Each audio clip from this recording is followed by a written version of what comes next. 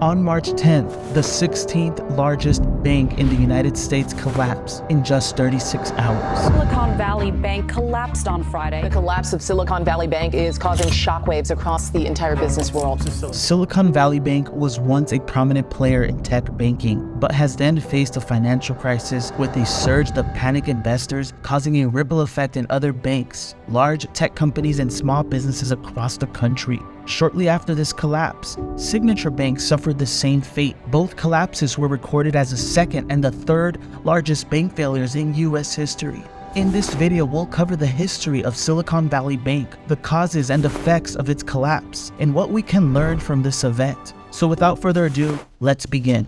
What led to the founding of Silicon Valley Bank? In 1983, Silicon Valley Bank was established by two banking experts, Roger Smith and Bill Burgerstaff, in collaboration with Robert Medaris, a professor at Stanford University. At that time, tech companies were struggling to secure funding. They had limited access to equity investors or debt lenders, such as traditional banks who viewed them as high-risk ventures. But Silicon Valley Bank had a different perspective. They recognized the potential of these tech companies and provided them with the necessary capital to kickstart their businesses. It was seen that the bank had an impressive run over the years, but its sudden collapse gave rise to speculations from several public figures and experts in the field. SVB served as the primary banking partner for Y Combinator startups. They were part of amazing apps like DoorDash, Airbnb, Coinbase, Dropbox, and other prominent businesses. However, within 24 hours of SVB's failure,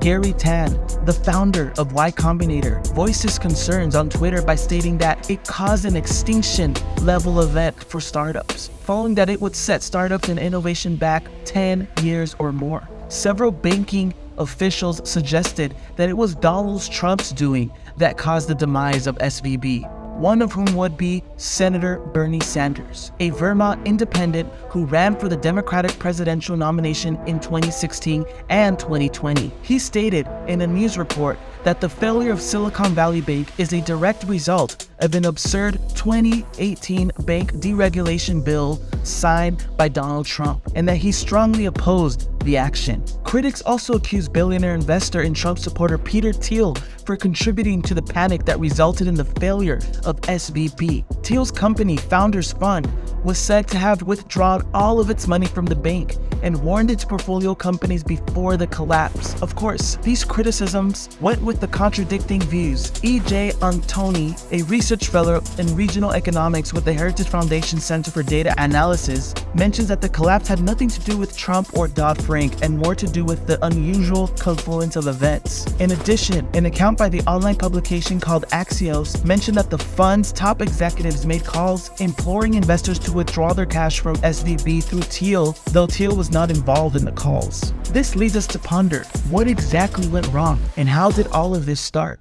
Number 1, increased interest rates. Let's track back to the onset of the COVID-19 pandemic, a time when Silicon Valley Bank invested billions of dollars in treasury bonds with the use of customer deposits. With only 2 years, their deposits tripled, eventually making 2021 the bank's most profitable year. This all came crashing down when the Federal Reserve suddenly decided to raise interest rates from nearly 0 to over 4.5% in 2022. Clearly, as interest rates soared, the value of bonds decreased. In result, the bank sold a significant portion of securities at a loss of about $1.8 billion to help meet customer withdrawal requests. When the news came out, it was a run on the bank. Businesses pulled out and a tremendous amount of stocks fell. Regulations had no choice but to seize SVB's assets in order to protect that money that still remained in the bank.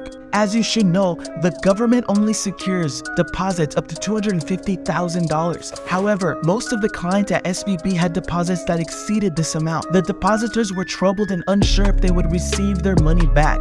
Despite this instance, the US government made them whole and have sought further solutions to put an end to this domino effect. Here are a few significant things that we can learn from this collapse. Number 1, don't put all your eggs in one basket. The majority of SVB clients were tech startups, supported by venture capital and processing substantial cash ventures. Though as a result of a slowed economy, these clients had access to their funds, causing the bank to sell securities at a loss in order to obtain the necessary capital to compensate for the depletion of deposits. This teaches us that diversification is essential, and it's what SVB failed to realize, at least not until it was nearly to its collapse. The bank heavily relied on startup tech companies, which left it vulnerable to changes in that sector.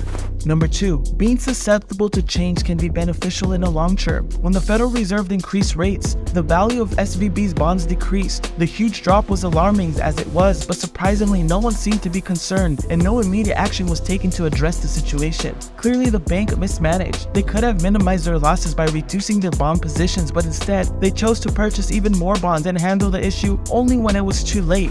Number 3, poor risk management can trigger a broader financial crisis. Following the collapse of Silicon Valley Bank, some economists have made slight adjustments to the previously optimistic predictions regarding economic growth. One factor that could contribute to a downward trend in the economy is the possibility of small banks to reduce lending activities, which would compound the effects of an already weak economic environment. The collapse of the Silicon Valley Bank could also have a ripple effect on other financial institutions, causing them to reassess and restrict strategies to reduce risk exposure. Overall, its effects could be felt in a variety of ways over the long term. The implication of this event could be far-fetching and warrant close attention from policymakers and industry experts alike.